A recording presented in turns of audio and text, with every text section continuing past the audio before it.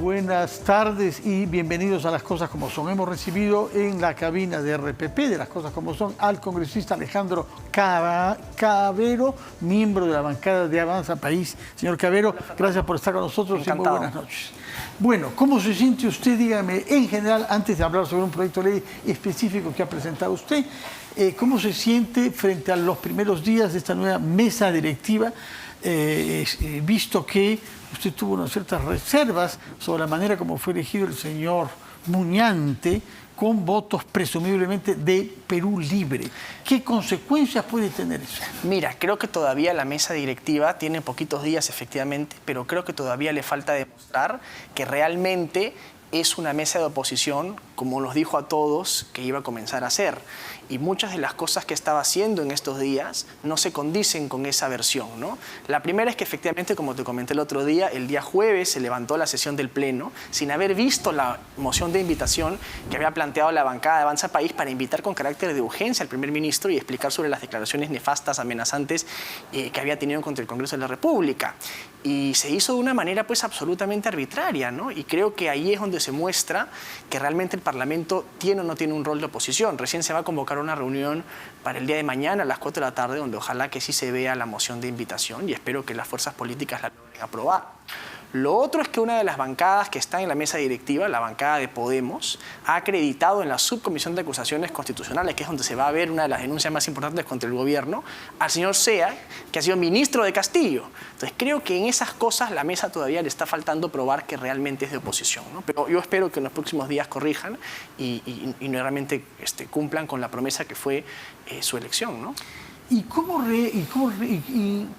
reacciona usted ante el hecho de que se haya elegido presidentes de algunas comisiones a personas cuestionables? Hemos visto al señor Luna presidirá presupuesto, una persona que tiene cuestionamientos serios y que estará en consecuencia llevado a atribuirlo o no presupuesto a algunas entidades públicas que tienen que ver con él. ¿Por qué cometemos estos errores? ¿Por qué parece que todo va a que se desacredite más el Congreso? El señor Luna no es la persona que más credibilidad tiene en el Congreso, ¿no? No, y además creo que, digamos, no solamente no es la persona, sino que creo que es una comisión que tiene que trabajar muy de cerca con el Poder Ejecutivo, ¿no? Y cuya posición, digamos, de estar subyugado a lo que pueda determinar el Poder Ejecutivo, que finalmente es el que propone la ley de presupuesto, es muy claro. Creo finalmente, Fernando, que la repartición de las comisiones, de la mesa directiva, todo ha sido un toma y daca, ¿no? Una repartija, eso sí más o menos ha sido una repartija. ¿Y qué puede hacer alguien como usted, que es un disidente en muchas ocasiones? Ahora vamos a hablar sobre su proyecto de ley, pero ¿qué hace usted cuando ve que se está eligiendo al señor Luna presidente de esa comisión y se dice que también como presidente de la Comisión de la Mujer, a una persona que tiene malas referencias, no sé si estarán confirmados o no, pero se habla de ciertas denuncias contra él por maltrato a mujeres y le dan a ese varón la presidencia de la Comisión de la Mujer? Parece una broma. Terrible. Mira, Fernando, yo creo que ahí lo importante para la ciudadanía, sobre todo, es comprender que el Congreso tiene 13 fuerzas políticas, 130 personas que pensamos muy diferente y algunas veces algunos grupos podemos estar pues en minoría. Lamentablemente los grupos de verdadera oposición, creo yo, somos hoy día de minoría en el Parlamento. Tratamos de defender desde donde podamos y desde la trinchera en donde estemos las cosas en las que creemos, pero finalmente tenemos que aceptar que ese es el Parlamento que escogieron los ciudadanos también en una elección libre y democrática y esa es la composición política que tenemos luego el resultado, ¿no? Y tenemos que aprender a convivir también en democracia. Nos guste o no, a veces podemos ser muy críticos del Congreso, ¿no? Y evidentemente hay cosas que no nos van a gustar, a mí mismo, a ti seguramente, pero tenemos que defender la institución también, ¿no? Y lamentablemente hay cosas que no nos gustan y hay que criticarlas y hay que tratar de cambiarlas, pero no necesariamente... Ahora, no es seguro que se haya votado por esos miembros del Congreso con esas ideas y esas prácticas. Se les ha elegido a muchos de ellos en la creencia de que serían, por ejemplo, impolutos. Y más bien lo que vemos es que estas veleidades progubernamentales tienen que ver con haber incurrido, se les atribuye, se les está investigando a algunos de sus colegas por eso, en casos de corrupción, no es la libertad de pensamiento acá, No, hay venalidad. Hay absolutamente, ¿no? Hay gente que está totalmente vendida al gobierno, y eso hay que decirlo muy claro. Nadie ha votado por eso. Muy Nadie ha claramente. votado por, digamos, congresistas que se vendan al gobierno. Y una cosa interesante que sería importante discutir algún día, Fernando, es una verdadera reforma electoral, porque alrededor del 50% de los parlamentarios que hoy día son elegidos postularon con el número 1 en sus regiones, lo que quiere decir que el arrastre ha sido la causa de la gran mayoría de que muchos de ellos llegaran al Parlamento. Casi el 70% han sido el 1 o el 2 de su lista, y más del 80% han sido el 1, el 2 o el 3. Somos solamente 4 parlamentarios los que hemos tenido un número de 2 dígitos, yo siendo uno de esos 4. ¿Cuál era su número? Yo era el 14 de la lista de Lima, y ya hemos sido solo 4 parlamentarios electos con números de 2 dígitos, lo que quiere decir que la gran mayoría de parlamentarios han llegado por arrastre. Guillermo Bermejo sacó 8.000 votos y tuvieron que tachar a los 4 que estaban delante de él en la lista de Lima, ¿no? Entonces, finalmente, Fernando, hay un tema de legitimidad. Yo por eso una de las cosas que hemos planteado en Avanza País es la creación de distritos uninominales, por ejemplo, que sean más competitivos, ¿no? que tú tengas que tener cierta capacidad política para ser electo y no simplemente llegar porque llegas por arrastre. En su caso, ¿cómo interpreta usted que pese a tener el número 14 como candidato haya figurado entre los elegidos? ¿Qué elector escoge a Alejandro Cavero y no a los que estaban mejor ubicados que él en la lista? Bueno, es que yo lo que siempre he tratado de defender es que soy un liberal de derecha, que creo en la economía de mercado, tanto como creo en las libertades individuales. Esa es la razón por la que he presentado hoy día mi proyecto de unión civil, porque creo que ambas libertades son igual de importantes. No soy conservador, ¿no? Pero creo que hay que defender la libertad económica, creo que hay que combatir el comunismo, creo que hay que combatir la corrupción, y creo que hay que darle a una nueva generación de gente joven de derecha la oportunidad de participar en política. Y esa es la razón por la que yo me postulé al Congreso y por la que supongo la gente votó por mí. De acuerdo.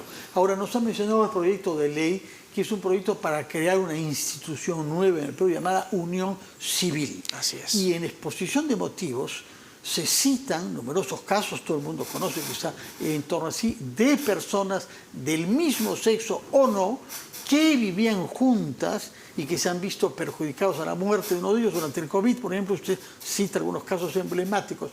Explíquenos cuál es la, digamos, necesidad social a la que quiere hacer usted frente con la creación de esta figura de unión civil. Mira, Fernando, hay una clarísima situación de vulnerabilidad de la población LGBTI en el Perú, no solo de ahora, de hace muchísimos años atrás. El primer proyecto de unión civil es del año 2013, lo cual nos quiere decir lo retrasados que estamos, no solo en el Perú, sino respecto a América Latina y del mundo, en la protección de estas libertades y derechos. En la pandemia, cientos de miles de peruanos han fallecido y varios miles de ellos LGBTI, y no tuvieron la posibilidad de decidir, por ejemplo, sobre alguna decisión médica en un momento muy complicado de la persona que aman, o recibir una pensión luego del fallecimiento de esa persona, o ser desalojados de sus hogares por la familia que de repente no estaban de acuerdo con esa unión, porque no existía una protección patrimonial, una protección de jubilación, ¿no? O una posibilidad de decidir sobre digamos, la situación médica de la persona con la que tú has convivido años y que es la persona que tú amas. Entonces creo que esa desprotección es evidente, y tenemos que encontrar alguna forma de tener un marco que proteja y que brinde una seguridad y una estabilidad, y reconozca el proyecto de vida en libertad de los ciudadanos, ¿no? Y creo que si en algo creemos los liberales es en la igualdad ante la ley. Y este proyecto de ley justamente busca garantizar eso, ¿no? Que las personas en libertad puedan hacer con su proyecto de vida lo que mejor les parezca, sin afectar absolutamente a nadie, y en igualdad de condiciones en una democracia y en un Estado de Derecho que se precie ser tal, ¿no?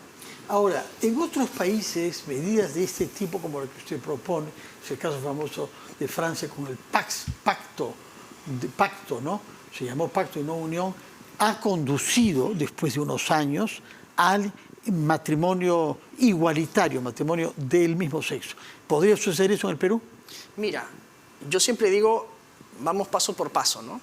Hace 10 años se presentó la unión civil. Hay gente que dice no, que tenemos que ir de frente al matrimonio, pero yo creo que estas batallas hay que ganarlas y hay que generar el consenso ahí donde sea posible. Ya estamos súper retrasados en el Perú. Yo creo que la unión civil sería un extraordinario primer paso para luego comenzar a discutir algunas otras cosas. Pero creo que no podemos, o creo mejor dicho, que es impostergable seguir dejando en ese estado de vulnerabilidad y de desprotección a un porcentaje importante de los peruanos, casi el 10%. Casi el 10%. ¿No? Asume usted que son miembros de la comunidad LGTBI. Mira, de hecho, según un censo del año 2017 del INEI, ¿no? El 56% de la población LGBTI en el Perú se siente atemorizada por expresar libremente su orientación sexual, ¿no? Sí. Los motivos son 72% ser discriminados, 51% perder a la familia, casi 50% miedo a perder el trabajo, ¿no? Y alrededor del 63% reportaron haber sido víctimas de algún acto de discriminación y o violencia. Entonces, la situación de vulnerabilidad es clarísima en el Perú y creo que parte de esto ayuda a comenzar a cambiar la situación, ¿no? ¿Usted mismo teme que presentando este proyecto de ley pueda tener dificultades en ese sentido en el Congreso? Mira, yo he tratado de presentar algo que pueda generar el mayor consenso posible. Yo creo que en varias fuerzas de la derecha existe la posibilidad de poder brindar un marco regulatorio para generar protección patrimonial ahí donde existe esta situación de vulnerabilidad. ¿Cuáles fuerzas de derecha piensa usted que van a ser sensibles a su proyecto y van a respaldar? Mira, creo que fuerzas de derecha, de centro derecha, podrían estar APP, podría estar Acción Popular, podría estar incluso Fuerza Popular, Renovación quizás no, pero pueden haber otras que sí, que puedan comprender la importancia de esto. Y creo que justamente en ese intento de encontrar el consenso es que hemos tratado de plantear este primer paso, que ya creo, Fernando, a estas alturas, el año 2022, a casi 10 años del primer proyecto de ley, ya se vuelve impostergable, ¿no? Ahora, va a tener que vérselas con el presidente de la Comisión de Justicia. Así es. ¿No? El señor Cerrón, Valdemar Cerrón. ¿Ha dialogado un poco con él? ¿Lo ha sondeado? ¿Ha visto? ¿O no? Mira, efectivamente el proyecto nunca ha pasado de la Comisión de Justicia. Las dos veces que ha sido debatido fue archivado en la Comisión de Justicia. Esta vez le toca a Perú Libre, que sí es una fuerza de izquierda más conservadora, pero quién sabe, de repente logran ver que esto es una reivindicación importante y es una lucha que también defiende una parte importante de la izquierda. Pero no la de Perú Libre. No la de Perú Libre, son una versión bastante más conservadora. Hemos visto en Cuba crear campos de concentración para homosexuales. Por supuesto. Y hemos visto al Che Guevara ser una de las grandes figuras homofóbicas de América Latina. Y Stalin asesinaba a los homosexuales y Mao Zedong hacía lo mismo en la China y Cuba. Pero digo en América Latina misma, la Cuba que se y en el mundo el comunismo ha sido, digamos, no solamente violador de los derechos de la comunidad LGBTI, violador de los derechos humanos en general, ¿no? Pero creo que ya a estas alturas, en el siglo XXI y en un país, digamos, como el Perú, que ya digamos, es un país bastante más moderno de lo que podíamos ser hace 20, 30 años en términos de libertades y de desarrollo institucional, ojalá logren darse cuenta que esto es una cosa importante, ¿no? ¿Y cómo piensa argumentar ante personas como Valdemar Cerrón, que jugará un rol importante como presidente de la comisión encargada de hacer pasar al Pleno? ¿Qué le va a decir? ¿Cuál es el argumento? Porque los hay históricos también, ¿no? Sobre prácticas homosexuales en el mundo precolombino. Eso ha existido, no ha venido con Europa. No, absolutamente, pero yo quiero hacerles ver, Fernando, el lado humano de la situación, ¿no?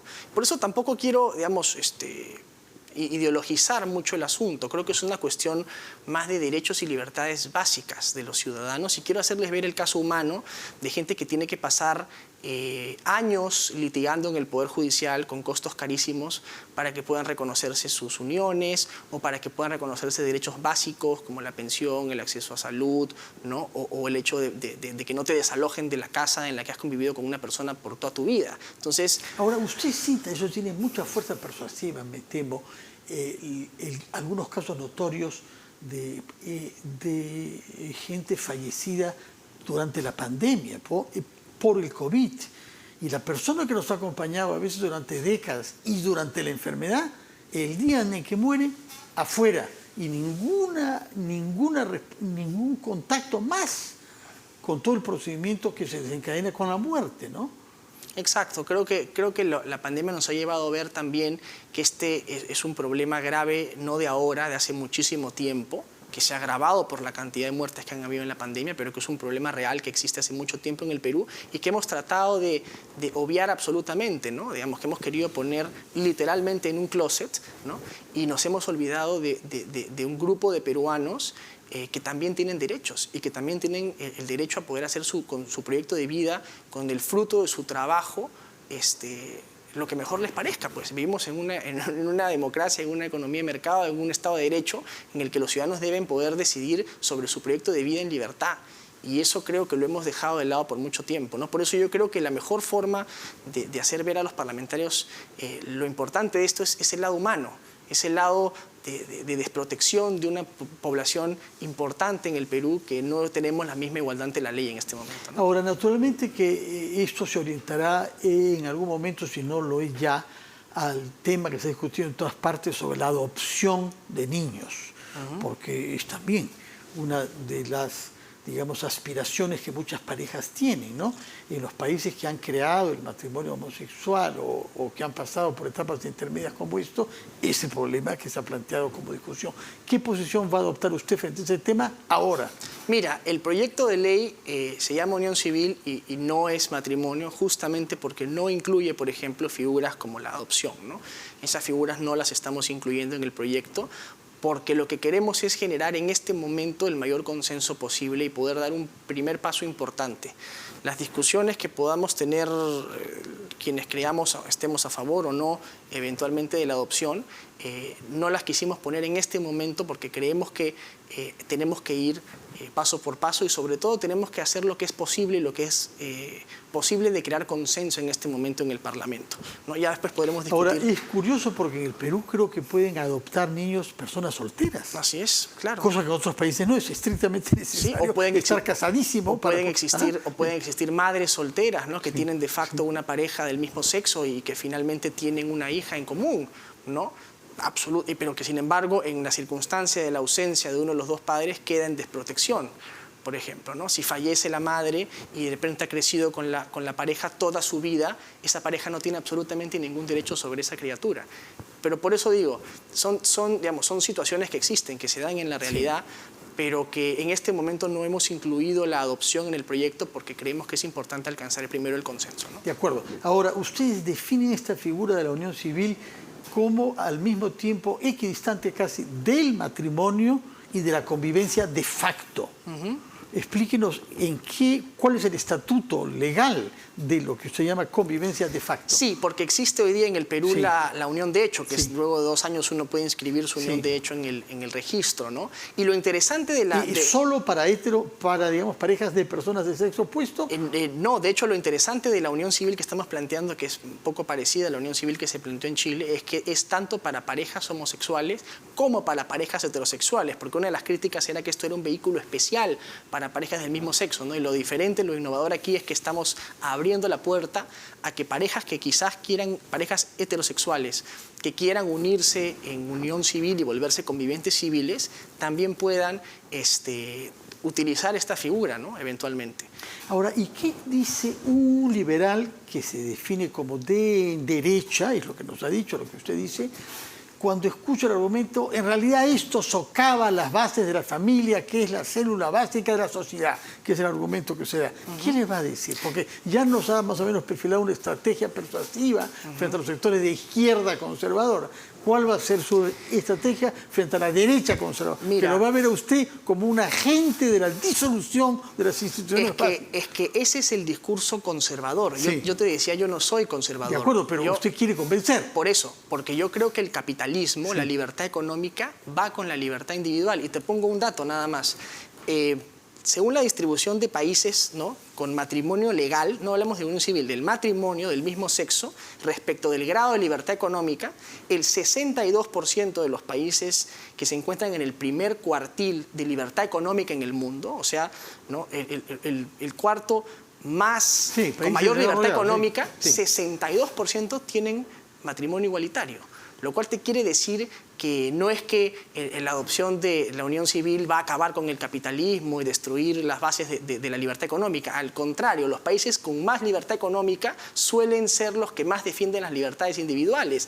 De hecho, los países con mayor PBI per cápita el primer cuartil, el 72% tienen matrimonio igualitario. Cuidado con ese argumento, porque ese argumento es el que se puede usar también a favor del aborto. Y usted es contrario al aborto. Efectivamente, el aborto es una figura creada en las sociedades democráticas avanzadas y de capitalismo eficiente. Sí. O sea que si usted usa ese argumento, se puede usar para el aborto también. No, porque la discusión sobre el aborto, desde mi punto de vista, no es si es compatible o no con la libertad económica, es una cuestión de principio. Yo lo que creo es que tú no debes acabar con la vida de nadie más y yo sí creo que existe otro. Pero la diferencia con el matrimonio igualitario es que no afecta absolutamente a nadie. Tú haces tu vida con tu pareja. Pero ¿no? hay gente que se siente afectada porque dice, mis hijos van a ver esto los va a Bueno, pero eso es como que confundir, tú dijeras... y esto es el caballo de Troya, de la disolución y de Sodoma y Gomorra. A la gente, Fernando, no se le puede homosexualizar, así como no se le puede heterosexualizar. Finalmente, lo que hay que hacer es respetar y entender que existen proyectos de vida diferentes y orientaciones sexuales diferentes. A uno le pueden gustar no muchas cosas. Yo también puedo salir a la calle y no me puede gustar ver ciertas cosas, pero no tengo el derecho de imponerle mi punto de vista a los demás, ¿no? Y finalmente, si uno no daña absolutamente a nadie viviendo su propio proyecto de vida, en un sistema liberal se debe permitir que esa persona pueda vivir su proyecto de vida. Distinto es el aborto porque ahí tú, digamos, acabas con la vida de un tercero y con la libertad que es producto de la vida de ese tercero.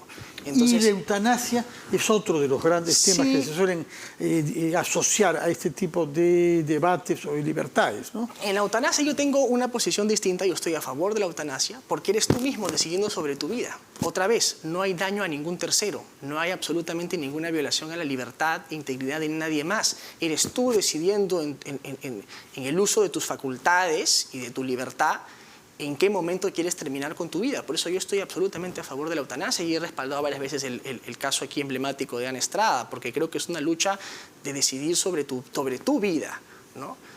Que es distinto, como te ves, en el caso del aborto, creo que hay alguien tercero, ¿no? Pero en el caso de la unión civil o del matrimonio o en el caso de la eutanasia, son decisiones individuales de cómo quiere uno vivir o terminar su propia vida, su propio proyecto de vida. Finalmente, ¿cómo cree usted que este tema que tiene que ver con derechos fundamentales de la persona, del individuo, afectará el debate político general? Porque es una persona comprometida en la voluntad de ponerle fin al mandato de Pedro Castillo cuanto antes. Ese es el debate importante que hay en la sociedad, importante, en fin, más urgente, digamos. Pero ¿cómo cree que su tema, unión civil, pueda afectar ese debate? Por lo pronto nos dice que va a tener que hablar y que hablarlo en buenos términos con el señor Cerrón. Eso va a... Mira, en este momento el Perú vive una crisis tremenda, política, institucional, social, hasta económica, ¿no?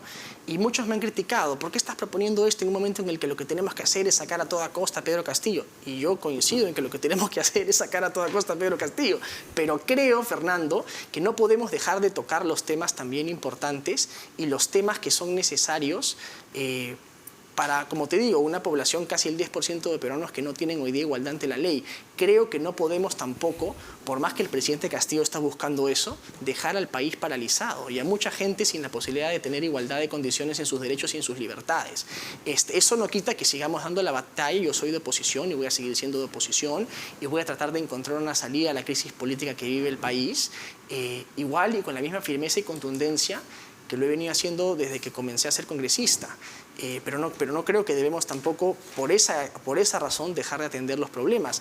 Y se vuelve además un tema, creo, más importante al ser un gobierno que ha tenido muestras particularmente homofóbicas y machistas, ¿no? Un gabinete con poquísimas mujeres, un premier como fue el propio Guido Bellido con unos comentarios homofóbicos terribles, que no disimula en ningún momento el señor. Y creo que en ese contexto de un gobierno de estas características se vuelve más importante levantar y defender estas banderas, ¿no?